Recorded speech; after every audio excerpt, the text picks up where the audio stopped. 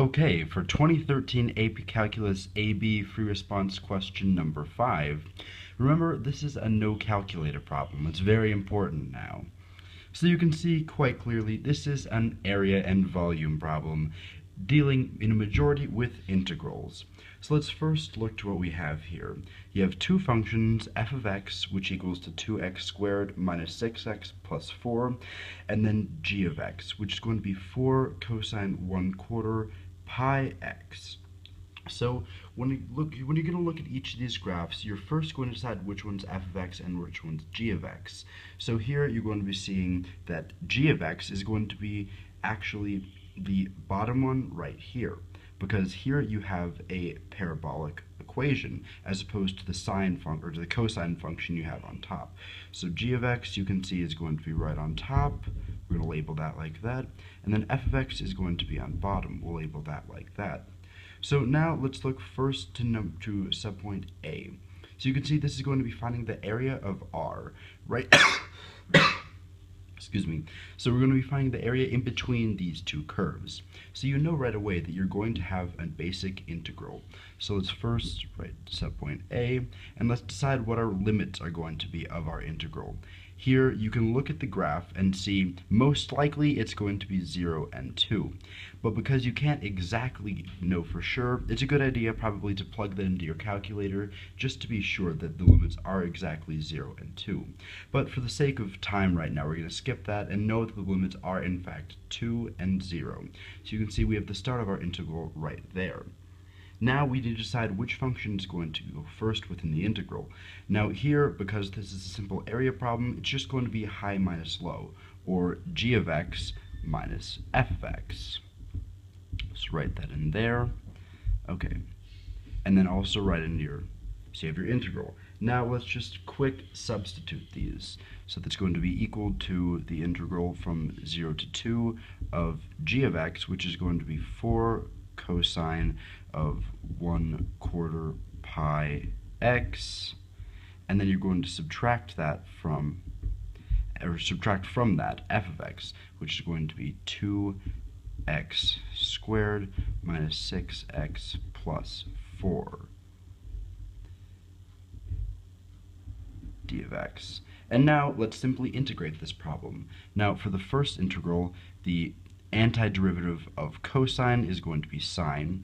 So here you're going to have 4 sine of 1/4 pi x. And now you have to remember the chain rule, so the multiple of that, so you're actually going to have to multiply by that by pi over 4x. So you get the chain rule in there. And then this integral, this antiderivative, excuse me, is also going to be really easy. So you're going to end up with 2x cubed over 3 minus 3x squared plus 4. And now from there, remember, you have to solve it. So you have 2 to 0. Now this is just going to be fairly simple math going on right here. So this is going to be equal to 16 over pi minus, and then the other piece here is going to be 16 thirds minus 12 plus 8. And once you simplify, that all comes down to 16 over pi minus 4 thirds. So that is the area of R, or your subpoint A, right there. Now moving on to subpoint B, let's look right down here. Write, but do not evaluate, an integral expression that gives the volume of the solid generated when R is rotated about the horizontal line y equals 4. So once again here, this is going to be a basic integral problem, but instead of using area, we're going to use volume. So we already know that the limits here are going to be 0 to 2. So let's just start off writing our integral like that, 2 to 0. But remember, this is a volume problem, not an area problem. So because of that, and because we're rotating it around a line, you're going to know that there's actually, in fact, going to be a pi out here, because you're going to be looking for a circular area, and you're going to be integrating that to find volume. And then you know there's going to be a function here, squared, and then you know that it's going to be subtracted from a function here, squared. Now we just times the derivative of x. So now we just need to decide which function is going to be where. Now earlier we took high minus low, but that's not going to work. But that's actually not going to work for this one. Instead, you have to do outer radius minus inner radius. So here it gives you that you're going to be rotating it about a horizontal line right here of y equals 4. So you know your outer radius is going to be actually the f of x. So as opposed to g of x being first, this time f of x will be first. So right here you can write in f, or actually, before we do that, you notice one other thing, that there's going to be a constant within this integral around the line y equals 4. So actually, it's not just going to be 4, or f of x, it's going to be 4 minus f of x squared. And then here, you're going to have 4 minus g of x squared, because there you have your outer radius minus your inner radius. So once you do that, let's just briefly substitute in. That's going to be equal to pi times the integral from 2 to 0 of 4 minus 2x squared minus 6x plus 4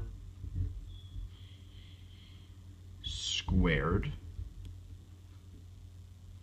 Let's add a bracket in there. Minus 4 minus 4 cosine pi over 4x squared, closing bracket, derivative of x. And again, because we don't actually have to evaluate the expression, that's all you're going to need for part B. Now moving on to part C. Here, the region R is the base of a solid. For the solid, each cross-section perpendicular to the x-axis is a square. Write, but do not evaluate, an integral expression that gives the volume of the solid. So here, as opposed to your having a basic circular function, instead, or circular area, you're going to be integrating a square area. And this is actually a little bit easier. So once again, you know it's going to be a volume problem with an integral somewhere. And once again, you know the limits as the problem's the same. You're going to be using the limits of 2 and 0. So from here, once again, you just need it going to be upper minus lower. So you have g of x minus f of x. But because this is a square, and the area of a square is x squared, all you're going to have to do to the integral in order to solve for the volume is square that times the derivative of x. So when you write this out fully, you're going to have the integral from 2 to 0 of 4 cosine 1/4 pi x minus 2x squared minus 6x plus 4, and then that entire function, let's get another closing parentheses, I think that's enough, squared times the derivative of x. So once again, because you don't have to evaluate that, your answer is good right there. So you can see that's a pretty basic problem right here, and yeah, go.